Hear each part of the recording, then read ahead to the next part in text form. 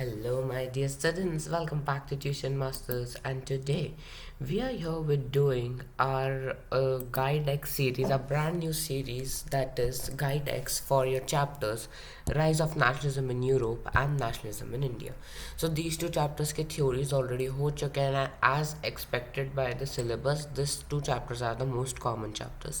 तो आज हम 10 most important questions करने वाले हैं along with map questions for these two chapters.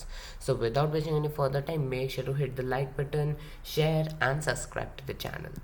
So let us begin with our Guidex series. So सबसे पहला question, describe any 5 steps taken by French revolutionaries to create a sense of collective identity. इसके लिए you have to be ready with all your pointers. जैसे कि क्या currency का लिख सकते हो, there was new currency was uniformed. उसके बाद ला पैत्रे ला सितियोन है ना, ला पैत्रे ले सितियोन, you can write that also. उसके बाद all those things which is there on the first topic have got that. So let's see the answer. So the idea of ला पैत्रे ले सितियोन on united community, new French flag the tricolour. उसके बाद estate general was renamed as national assembly, new hymns oaths were taken, martyrs were commemorated and centralised administrative system was put in place. ठीक है. Next, briefly explain the process of German unification.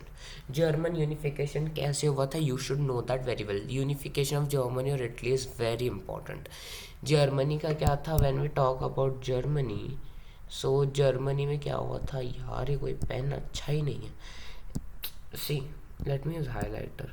हाँ देखो, Germany की बात करें तो main you have to explain about Otto von Bismarck, because he was the architect of the unification. उन्होंने पूरा अच्छे से वो लड़ाइयाँ की थी, है ना, over the period of 7 years. फिर Frederick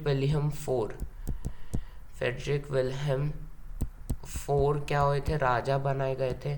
so what are the pointers, you should know that. Let's see. In the 1800s, nationalist feelings were strong at the hearts of middle class. United in 1848 to create a nation state out of the numerous German states, but the monarchy and military got together to repress them and gain support from the Junkers. Prussia soon became the leader of the German Empire. So Otto von Bismarck, he was the architect of the process. उन्होंने support लिया from Prussian army और Prussian की bureaucracy को. और Austria, Denmark, France, इन तीनों के साथ लड़ाइयाँ करके ओवर 7 years का टाइम, जनवरी 1871 में फ्रेडरिक विलियम फोर की, अच्छा I guess it's William four, Frederick William four was proclaim the German emperor in the hall of mirrors in Versailles. ठीक है. All right. Next, describe the explosive conditions that prevailed in the Balkans. Balkans का आ गया तो always you have to write about the Balkan crisis. ठीक है. तो Balkan crisis में क्या हुआ था, first of all it was very resourceful, है ना, बहुत सारे रिसोर्स थे, इस वजह से सारे उसके ऊपर लड़ रहे थे कि हमको चाहिए हमको चाहिए हमको चाहिए. So because of that Balkan crisis took place, है ना. बाल्कन में कौन सी कंट्रीज थी, we had Romania, Bulgaria, Macedonia, Greece, Slovenia and all those things. ठीक है. तो आपको लिखना है पहले कौन सी चीज़ें थी.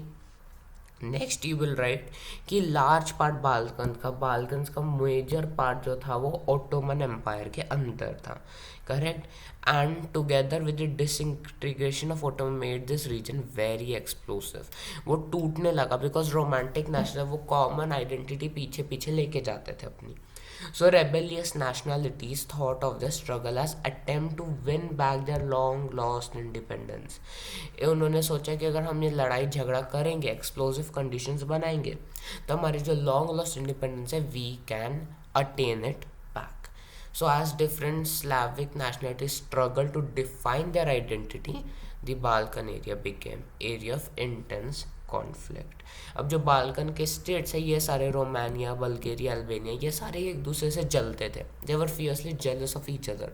उनको लगता कि हम इसको लेके अपने एरिया बढ़ा दें, उसको लेके अपना एरिया बढ़ा दें और बस एक ही रूल करें, because there were so many states present, right? So due to that reason World War I भी बाल्कन्स की वजह से ही हुआ. Now the decade of 1830 had brought great economic hardship in Europe. Support the statement with arguments. अब देखो 1830 में hardship, hunger, hardship, revolt क्यों हुआ था? enormous increase in population. There was a, what you call this as a population explosion. There was a population explosion.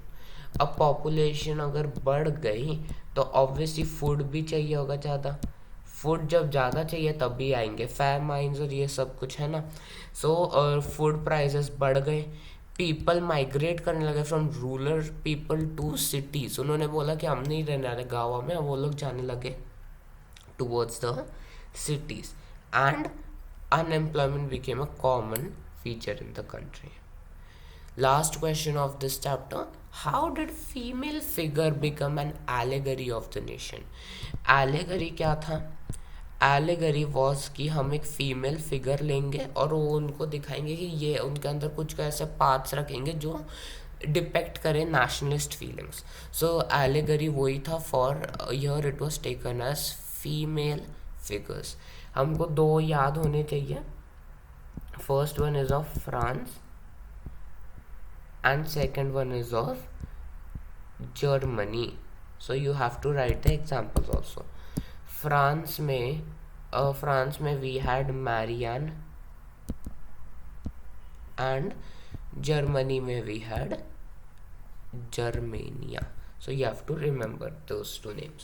So nations were portrayed as female figures. The female form that was chosen वो personification था, metaphor था. That nation did not stand for any particular woman. वो कोई असली woman नहीं थे real life में, बस बनाया गया था. It sought to give a concrete form to the abstract idea of nation. And that is why a female figure became. Like for us we have Bharat Mata. Correct. Is the really a women like that? No. Germania, Marianne, ये कोई असली womens नहीं थे. It was just a metaphor, एक personification था. Moving towards nationalism in India. Describe any three major problems faced by the peasants of Awadh in the days of non-cooperation. First of all, there was begar, forced labor, bonded labour. हमारा जो होता है, you have to work, will pay you not pay you, it's in our hands. उसके बाद high taxes, है ना, ताल्लुकदार्स को देने पड़ते थे. Correct. So the landlords and ताल्लुकदार्स ऑफ अवध डिमांडेड एक्सकॉर्बिटेंटली, मतलब बहुत ही ज़्यादा land rent, unusual land rent, and number of other cesses from the peasants. Peasants were compelled to do बेगार, हाई टैक्सेस, है ना, और नो सिक्योरिटी ऑफ टेन्योर. कभी भी आए आ जाए, परसों हम निकाल भी सकते हैं. ठीक है. So these were the problems. Salt was seen as a powerful driver of the national movement by Gandhi ji in 1930. Comment. So you all have to write about your salt march. Salt march हमारा था साबरमती से लेके डांडी तक. Correct. Sabarmati to डांडी तक, है ना. Sabarmati to डांडी तक था सॉल्ट मार्च आपका. Isn't it? सॉल्ट मार्च में क्या हुआ था? पहले 31 जनवरी को लेटर भेजा था टू वायसरॉय एरविन 11 डिमांड्स के सामने. बोला कि अगर ये कंप्लीट नहीं किया आपने तो फिर हम लोग रिवॉल्ट करेंगे. सो क्या हुआ? उन्होंने एक डिमांड रखी थी अबाउट द सॉल्ट टैक्स, कि सॉल्ट टैक्स ये सब फालतू है. Salt is a thing that everyone uses. It is consumed by rich also, poor also. It is most essential item. So इन्हें बोला कि tax on salt and government monopoly over its production. Mahatma Gandhi declared that he will reveal the oppressive face of British rule. और फिर उन्होंने Dandi march, salt march start किया from Sabarmati ashram in Ahmedabad to the coastal town of Dandi, जहाँ पे उन्होंने sea water को boil करके salt law को तोड़ा था. Explain the circumstances under which Gandhiji decided to call off civil disobedience. This is the most confused question. Non cooperation movement और civil disobedience movement में फ़र्क था. Non cooperation movement was due to the Chauri Chaura incident in Uttar Pradesh. Chauri Chaura incident था, उस वजह से वो बंद हो गया था, मीन्स कॉल्ड ऑफ था. बट सिविल डिसोबीडियंस मूवमेंट किस वजह से? That was because when Gandhi ji went to this thing round table conference. तो जैसे वो वापस आए थे, so there were violent clashes arose due to the arrest of Congress leaders. Abdul Ghaffar Khan वो सारे अरेस्ट हो गए थे. Industrial workers at Solapur, they were attacked police posts and government institutions after arrest of Gandhi ji. So violence आ गया था, and Gandhi ji brutally repressed by attacking, arresting women and children also. So that is why CDM आपका civil disobedience हो गया था, called off. अब करते हम थोड़े मैप बेस्ड क्वेश्चंस. ठीक है.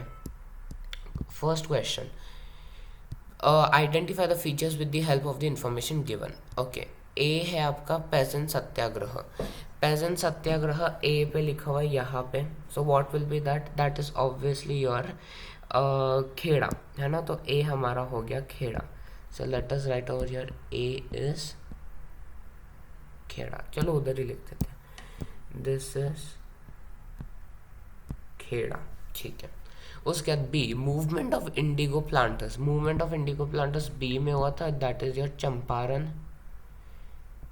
चंपारण में. उसके बाद place where Jallianwala tragedy took place, that is in Punjab, Amritsar. ठीक है. So these are your 3 places. Next one, locate and label the following an outline map of India. Cotton mill worker satyagraha. ठीक है, तो एक एक करके करेंगे. Let's go ahead. This is a political map of India. I choose the pen. हाँ. So सबसे पहला क्या है? Cotton mill worker. Cotton mill worker was in Ahmedabad. So this your will be your Ahmedabad. Okay. Next one, next क्या है? Place where Gandhi ji broke the salt law. So salt law was broken where, अभी हमने discuss किया डांडी में. So it's a coastal town. So यहाँ पे is your Dandi. Next, Indian National Congress session of 1927 में हुआ था मद्रास में. So this is your Madras. ठीक है. So your answers are done. This is 1, 2 and 3. And with this we are at the end of our session. So thank you so much for watching students. आज का session हमारा guide x का होता है complete. We will be coming up with more such guide X series questions. So make sure to comment down which chapters you want so that we can come up accordingly with those chapters for your exams. I'll be seeing you guys soon. Till then make sure to like this one, share with your friends and subscribe करो channel को right away. I'll be seeing you soon. Till then take care and bye bye.